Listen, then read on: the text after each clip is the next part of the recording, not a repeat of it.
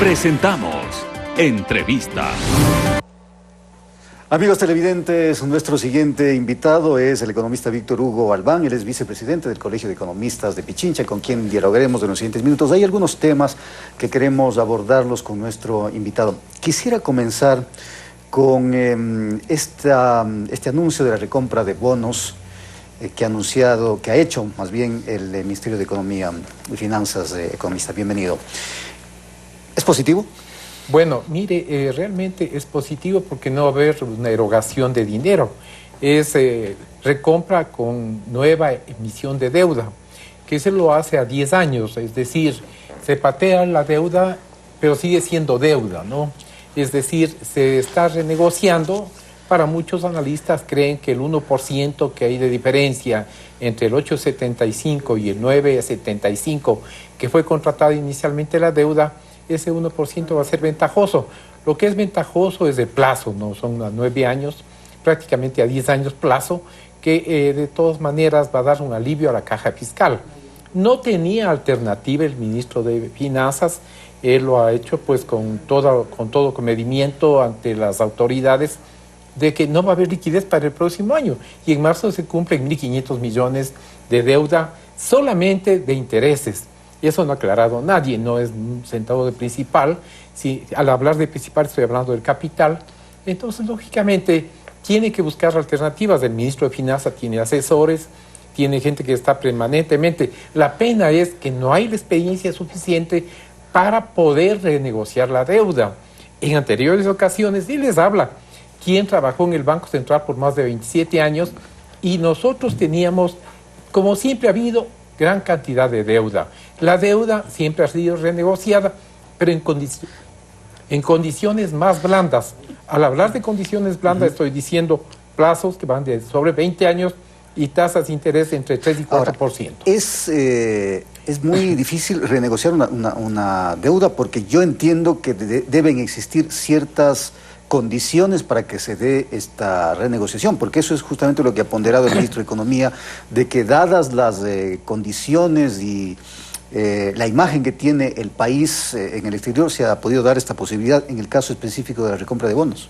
Bueno, partiendo de que en la fórmula lo primero que se pone enfrente es los puntos de riesgo país, y recordemos que estamos entre 500 y 600 en este tiempo. Va fluctuando, anoche estuvo en 535 el riesgo país, entonces lógicamente la tasa de interés refleja la confianza en el país, el riesgo país es la confianza que se tiene. En anteriores ocasiones teníamos un riesgo que fluctuaba entre 150 y 200 del riesgo país, y recordemos que subió a 5.000, ¿no? Cuando al expresidente de la República o al anterior presidente de la República se le ocurrió decir que desconocía la deuda. Subió nuestro riesgo país a 5.800. Era una barbaridad, el más alto después de Venezuela. Y a propósito de deuda, el Banco Mundial aprobó en las últimas horas un nuevo crédito de $500 millones que se utilizarán, se dice, para sectores vulnerables. Si bien es cierto, esto de alguna manera da un alivio al país para sus programas de inversión, pero al final es deuda. Sí, bueno, de todas maneras, esa sí es una buena noticia para quienes conocemos y manejamos deuda. Realmente son 500 millones que están a 15 años, 20 años plazo, a un 3.5% de interés, y lógicamente el interés es blando y hay un periodo de bonificación que se llama el periodo de gracia. Entonces, ¿dónde se paga solo intereses? Esto es bueno, ojalá toda la deuda nuestra sería así. A pesar de que la deuda, los ecuatorianos no entendemos todavía, ni siquiera nos damos cuenta de lo que se está haciendo, dejándoles una herencia a nuestros hijos, nuestros nietos, nuestros bisnietos, de una carga pero bien pesada. Los que todavía no nacen, deuda, los que nacen endeudados. Y tiene que pagar alguien, si alguien que va a pagar son nuestras futuras generaciones. Es deuda. ¿Y cómo se paga?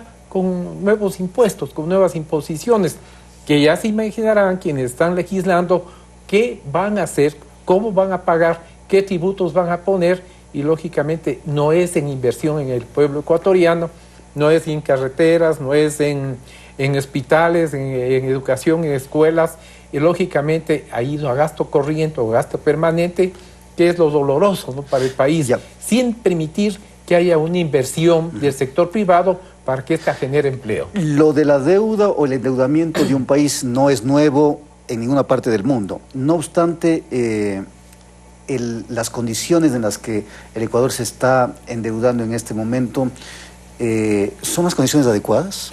Bueno, usted lo ha dicho, las condiciones, ¿no? Se heredó pues una barbaridad de administración económica, financiera en el país, que estábamos casi sobre los 1000 puntos de riesgo país. Entonces las condiciones han ido mejorando, primero por las estrategias políticas del Estado, por las políticas públicas del gobierno. Lógicamente ha bajado de casi 1000 puntos que teníamos, oscilaba entre 800 y 1000 el riesgo país. Hoy estamos entre 500 y 600 puntos. Esto es bueno porque definitivamente ya va tomando confianza en el país. Pero lo delicado y lo grave que no entendemos los ecuatorianos es que seguimos endeudándonos, que el presupuesto general del Estado está financiado en un 70% con deuda, no con recursos propios, porque la economía nace del hogar, licenciado, y quienes me están mirando y escuchando, si yo gano $12,000 anuales, no puedo gastarme 20, así quiera, porque voy a, digamos, irresponsablemente a quebrar a la familia. Pero esto es inevitable, o sea, el tema del endeudamiento va a seguir. Lamentablemente es inevitable. ¿Por qué? Porque el presupuesto general del Estado se le financia con un alto porcentaje de déficit y ese déficit tiene que cubrirse con deuda pública. Vamos a otro tema no menos importante. Ayer se hizo el lanzamiento de esta convocatoria, un acuerdo por la seguridad social. ¿Dónde está el problema del seguro social, economista? Mire, nosotros hemos hecho un análisis, hemos hablado con el doctor Granda, presidente del Consejo Directivo del IES, y lógicamente hemos dado recomendaciones técnicas de economistas, de actuarios que existen en el colegio. El actuario es un economista, es una especialidad de economía. Y lógicamente tenemos nosotros, no uno, como 10, 15 especialistas actuarios. ¿Pero qué es lo que se tiene que hacer? Bueno, ¿hacia dónde tiene que ir el tema de la reformulación está yéndose el gobierno por lo más fácil, ¿no es cierto? Incrementar los años de jubilación para jubilarse una persona y subir, digamos, los aportes tanto del empleado como del empleador, cosa que nosotros consideramos injusta. ¿Por qué? Porque nosotros hemos dado la solución, no al doctor Granda, le hemos dicho al licenciado Moreno, verbalmente, por escrito, cuál es la solución para poder tener un balance actuarial ya más o menos, digamos, aceptable. ¿Qué se ha hecho? Se determina que debe subirse los años de jubilación o subir los aportes tanto personales como patronales. ¿Pero por dónde debería ir entonces el tema? Señor, que pague la deuda del Estado, que pague con bonos. Solamente de la última etapa son 13,000 millones de dólares que le debe el gobierno al seguro social. Pero el Estado no tiene dinero, ese es el problema. No queremos que le dé dinero, estamos conscientes, pero sí puede emitir bonos que pueden ser negociados internacionalmente y solucionar un grave problema para el seguro social. Con eso ya no haría falta. La vuelta que nos vamos al acuerdo nacional. Con eso ya no haría falta justamente lo que usted menciona, el tema de aumentar las aportaciones un balance se cuenta con activo y un activo, como siempre ha tenido, son papeles.